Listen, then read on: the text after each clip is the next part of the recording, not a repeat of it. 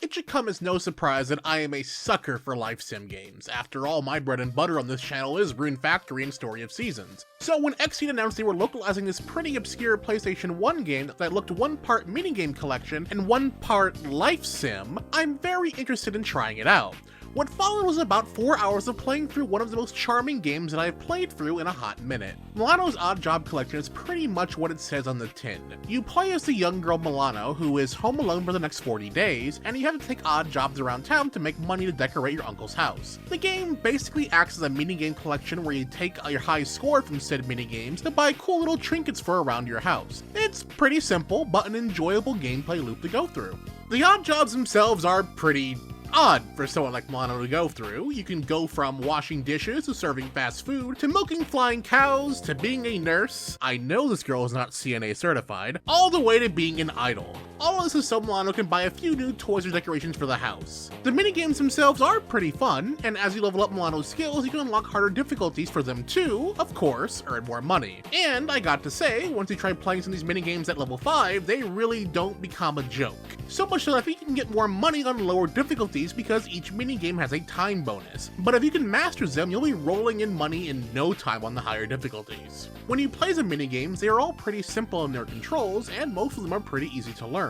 Although, if you're someone like me, some of them can be a bit overwhelming, namely the dishwashing minigame. I don't know what it was about it, but it took several tries for my brain to be able to parse what exactly was going on with that one. It should also be noted that not every minigame is available every day. Some can be closed on certain days. Don't ask me why the hospital of all places can be closed on certain days though. But this does give you incentive to not just put all your eggs into one basket on the jobs if you're grinding for money. There will be some days where the job you like the least is the only real one that's available to you. So once you work your part-time job, you spend your evenings at home, and this is where the life sim part of the game comes into play.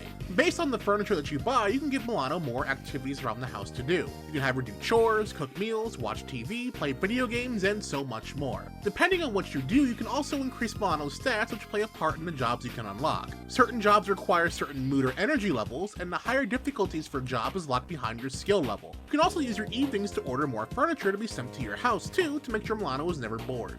The actual customization of your home is pretty simple. Once you order furniture from the catalog, it'll arrive at your home 2 days later. Even if you order furniture the next day, it'll also arrive on that second day. However, if you want to decorate your home, you must give up on a day of working, as decorating your home is considered a daytime activity. Remember, you only have 40 days to work with, and while that can seem like a lot, it can go rather quickly, as each run is probably about 3 to 4 hours. While I did enjoy this game, there were a few things that kind of irked me about it, and that may be just due to it being a product of its time. The game doesn't do the best job at explaining certain things to you. You do have to learn a lot by playing, which I am not against by any means, but when you're on a time limit, and I didn't realize something could have been done to improve my stats until 15 days into a run, it was a bit frustrating.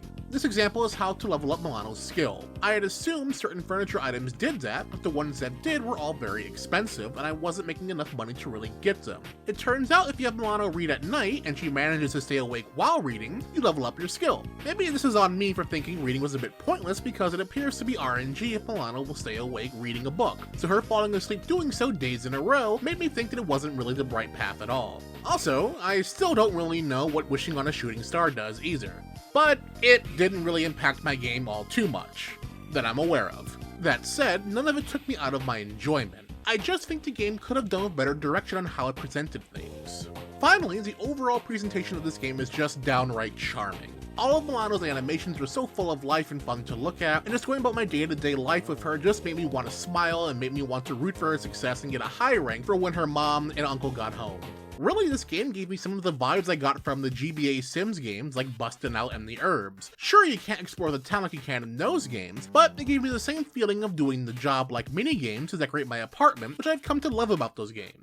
Not only that, but it has the same weird vibe and charm that made me think of a lot of old Story of Seasons games from the late 90s and early 2000s. But this game was made with the help of Victor Interactive Software, so that could be it. Overall, for $15, Milano's Odd Job collection is a pretty fun and enjoyable experience. Sure, each run may only be a few hours, but the game is built on doing multiple runs to try and get you to get better scores and unlocking more things to decorate your home with. So it does a good job in getting you to come back to the game even after beating it. It also has some really good emulation tools that let you view the art book, change out some of the visual settings, and have a lot of control of the flow of the game if you were to mess up.